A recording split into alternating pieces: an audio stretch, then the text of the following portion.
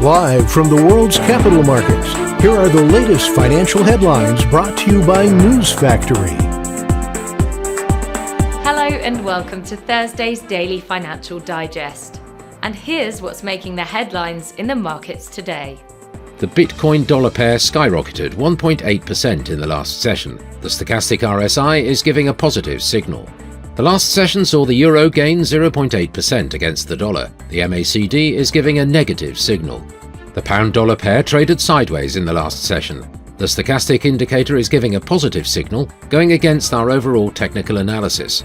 The Aussie rose 0.4% against the dollar in the last trading session. The RSI is giving a negative signal, which matches our overall technical analysis. And now let's hear what our chief analyst picked up for us today. The electric vehicles plant that Tesla Inc. will establish in Mexico will require around $5 billion in investment, a government official said, providing a first official estimate on the cost of the project. Since the start of the year, prominent forecasters have become more confident the US Federal Reserve and other central banks can engineer a soft landing for the global economy, or even avoid a cyclical slowdown altogether.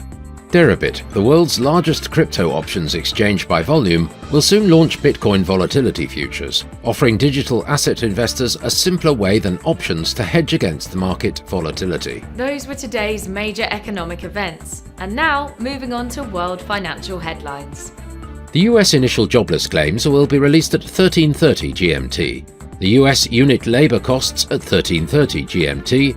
The Eurozone's harmonised index of consumer prices at 10:00 hours GMT. The French 10Y bond auction will be released at 09:50 GMT. Japan's unemployment rate at 23:30 GMT. Japan's jobs applicants ratio at 23:30 GMT. We hope that you've enjoyed Thursday's Market Outlook. On behalf of all of us here, we wish you a productive trading day. Be sure to join us tomorrow morning for the latest news and events from the financial markets.